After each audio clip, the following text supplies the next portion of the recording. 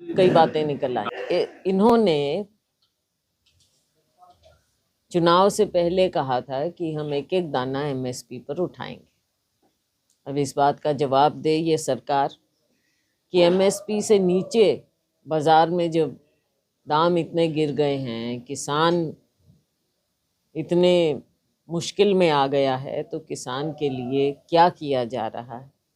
एक और आप धान के उचित दाम नहीं दे रहे, दूसरी ओर खाद की कमी, डीएपी की कमी, बड़े इन्होंने विधानसभा में भी हम देख रहे थे, बहुत दावे किए कि कोई कमी नहीं है। तो अगर कमी आपके पास नहीं है तो किसान के पास कमी क्यों आ रही है?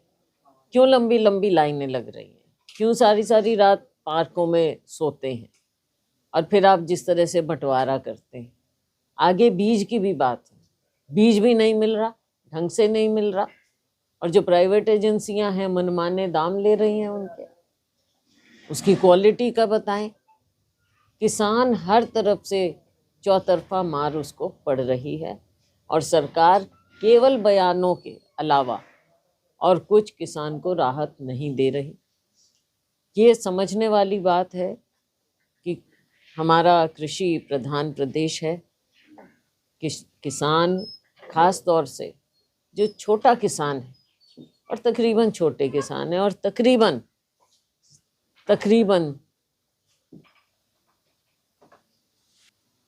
कर्जे में, तो उनकी राहत के लिए क्या करेंगे? अगर हमारा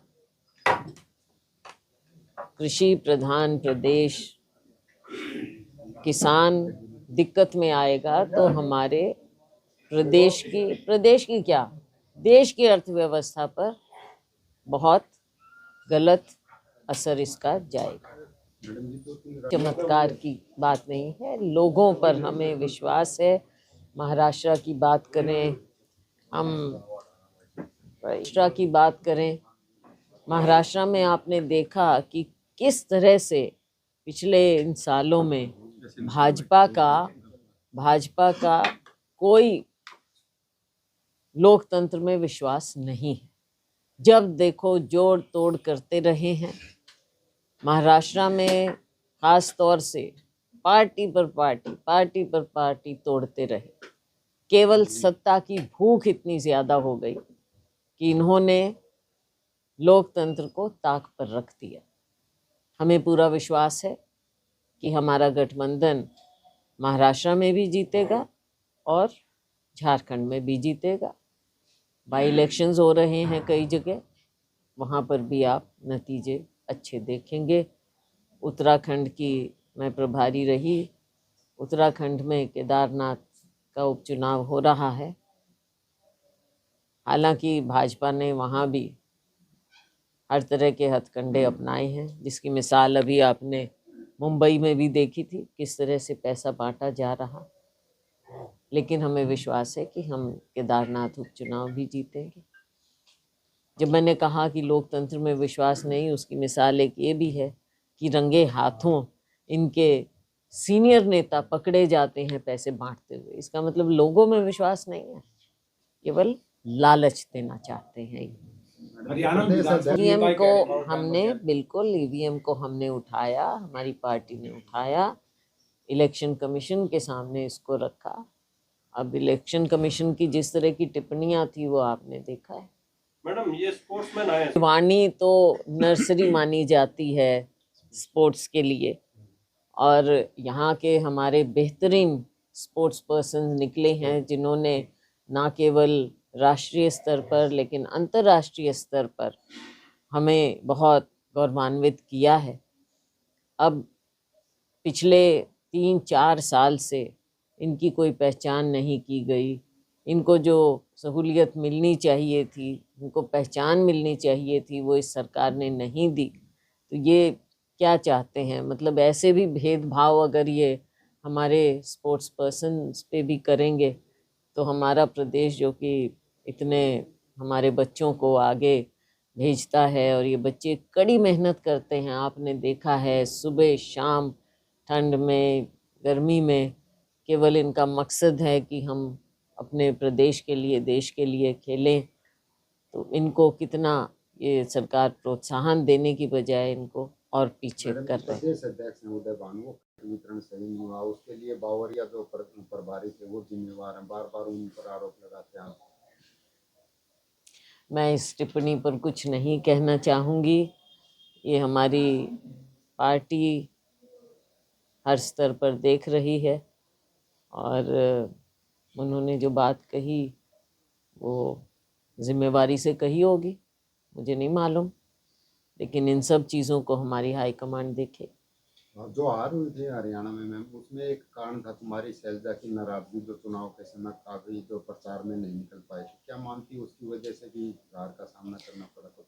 देखो, कुछ बातें हैं जो पार्टी के अंदर की होती हैं, तो उनको मैं सार्वजनिक रूप से मीडिया के सामने ऐसे नहीं वो करना चाहूँगी। कुछ बातें जो पार्टी के अंदर हमने की हैं और आगे भी करेंगे, अंदर के मामले तो अंदर रहने चाहिए। किरण चौधरी आपके साथ थी, वो आरोप लगाती कि बाबू बेटा ने जो है पूरी पार्टी पर कब्जा कर लिया था, इसी कारण। देखो किरण जी, उनकी बेटी, मैं अब देखो उनको उनका भविष्य भाजपा में है और उनकी बेटी मंत्री भी बनी हैं, खुद हैं, तो उनको मेरी निजी शुभकामनाएं हैं, रहेंगी। पर अब हमको अपनी पार्टी को भी मजबूत करना है। लेकिन क्या मानते कि बाबू बेटा की जो एक तरफा चली थी, जो आरोप लगाए जाते हैं, कहता कि बाबू बेटा की पार्टी बन गई थी कांग्रेस, इस कारण हार का सामना करना पड़ा? देखो, हार के कारण हैं, उसमें कई कारण हो सकते हैं, बाकी इसका विश्लेषण तो पार्टी के अंदर किया जा रहा है।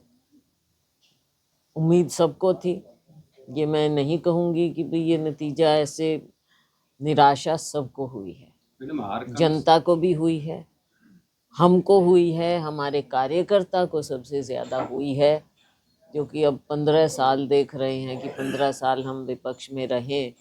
तो जो कारण है और जिसको जिम्मेवारी लेनी चाहिए उनको तो सबको लेनी भी चाहिए। प्रचार नहीं कर रही थी तब एक चर्चा चली थी कि किरण चौधरी जो है तुम्हारी शैलजा को मनाने के लिए शायद बीजेपी में लाने के प्रयास कर रही है। ऐसा जो मुझे जानते हैं सब जानते हैं, कांग्रेस पार्टी ही शैलजा का परिवार है और कांग्रेस पार्टी के अलावा, हमारी विचारधारा के अलावा शैलजा कहीं नहीं जा सकती। आपने बताया हार के मतलब उस पर विश्लेषण किया है, विश्लेषण कब तक चलेगा, क्या क्या क्रक्स निकल देखो, ये आप भी समझते हैं कि बीच में हमारे दूसरे महत्वपूर्ण चुनाव आ गए हैं, महाराष्ट्र के, झारखंड के, लेकिन हमारी हाईकमांड इसको गंभीरता से ले रहा है और उचित समय पर वो पार्टी के अंदर जो फैसले होते हैं वो लेंगे।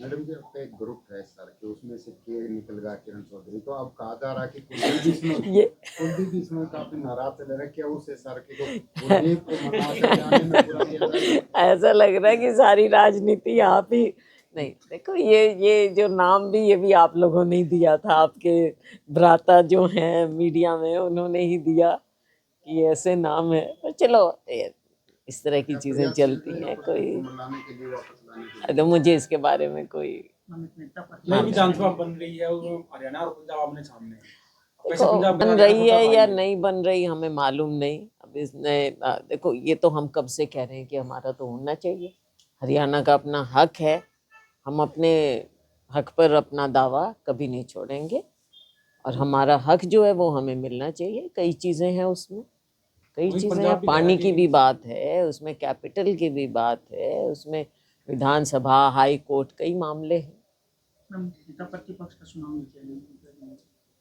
नेता प्रतिपक्ष का ये हाईकमांड का फैसला होता है। देखो, एमएलएज ने अपना रेजोल्यूशन प्रस्ताव हाईकमांड को दे दिया है कि हाईकमांड इसका फैसला करे। जैसा मैंने कहा, राज्यों में चुनाव भी हो रहे थे और ये फैसले जो होते हैं हाईकमांड पूरा राजनीतिक परिप्रेक्ष्य देखते हुए ही फैसला हाईकमांड करते हैं।